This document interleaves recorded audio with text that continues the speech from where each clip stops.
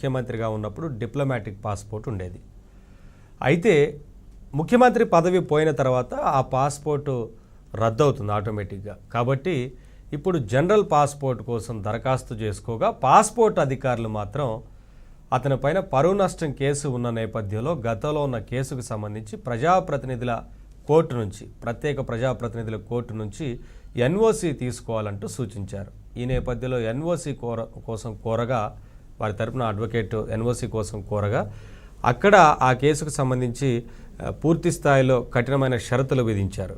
షరతులు అంటే ఏం లేదు, 20,000 రూపాయల పూచికత్తుని స్వయంగా ఆయన వచ్చి స్వయంగా 20,000 రూపాయల పూచికత్తు ఇవ్వడంతో పాటు కొన్ని షరతులు పెట్టిన నేపథ్యంలో 6వ తేదీ నుంచి 26వ తేదీ మధ్య మాత్రమే విదేశీ పర్యటనకు వెళ్లాలంటూ ఇలా కొన్ని షరతులు విధించిన నేపథ్యంలో వాటిని సవాల్ చేస్తూ హైకోర్టును ఆశ్రయించారు.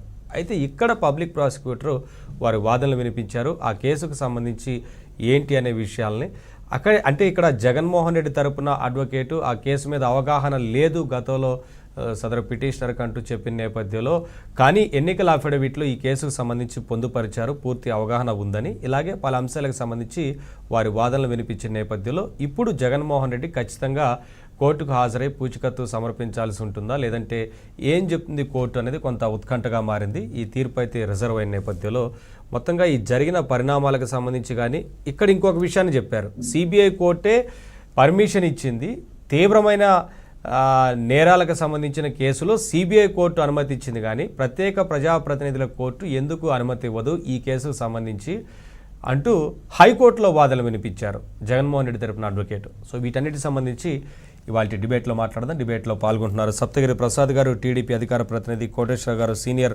పొలిటికల్ అనలిస్ట్, రామ్ కుమార్ గారు జాయిన్ అవుతారు బీజేపీ అధికార ప్రతినిధి. నమస్కారం ప్రసాద్ గారు, కోటేశ్వర గారు. నమస్తే సార్.